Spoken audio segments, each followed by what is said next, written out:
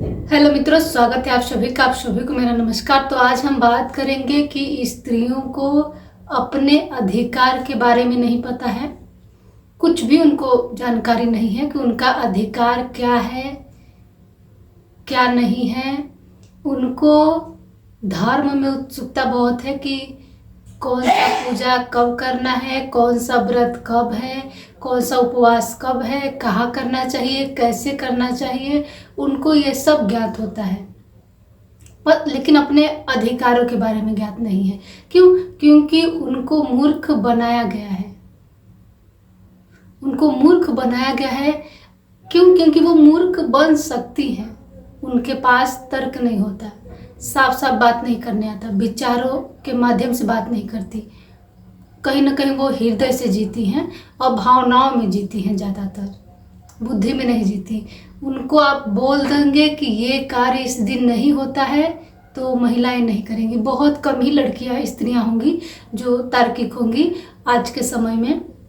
बाकी गांव घरों में तो महिलाएं ऐसे ऐसे काम करती हैं कि आप सोच के भी हैरान हो जाएंगे कि क्या ये करने से ऐसा होता है।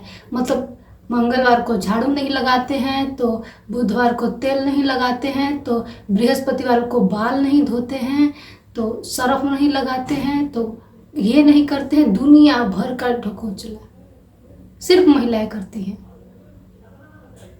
क्योंकि उनको पता ही नहीं है कि उनके लिए कौन लड़ा है, क्यों लड़ा है, उनके हक में क्या आता है, उनका अधिकार क्या है। उनको पता ही नहीं है कुछ भी।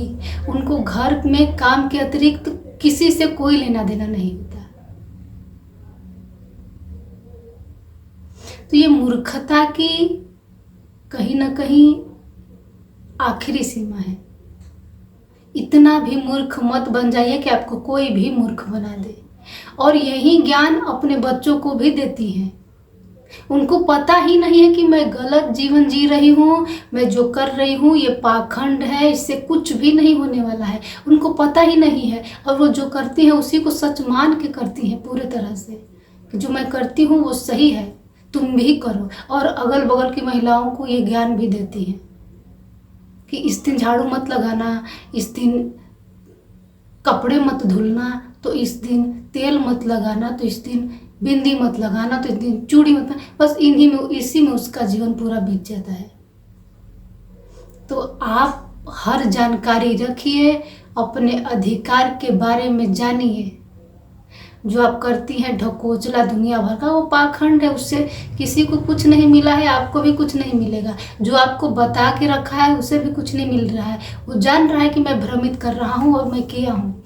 तुमको भ्रमित किया गया है हर तरह से कि स्त्रियाँ उलझी रहे इसी धर्म में, व्रत में, फलाना में, ढिमकाना में, कि ये सच जान ही ना पाए, ऊपर उठ ही ना पाए, सवाल पैदा कर ही ना पाए। जब तर्क से जिएंगी, विचार से जिएंगी, थोड़ी बुद्धि से जिएंगी, तब तो आप समझ पाएंगी चीजें और सवाल करेंगी। ये जो कथा कथित पंडित पुरोहित हैं, आपको उलझा दिए, भरमा दिए, और वो कथा भी करते हैं तो संस्कृत में करेंगे कि आपको कोई समझ में नहीं आ रहा है आपको क्या हो रहा है, कौन सी पूजा हो रही है, क्या सुनाया जा रहा है। आप बस कर रही हैं।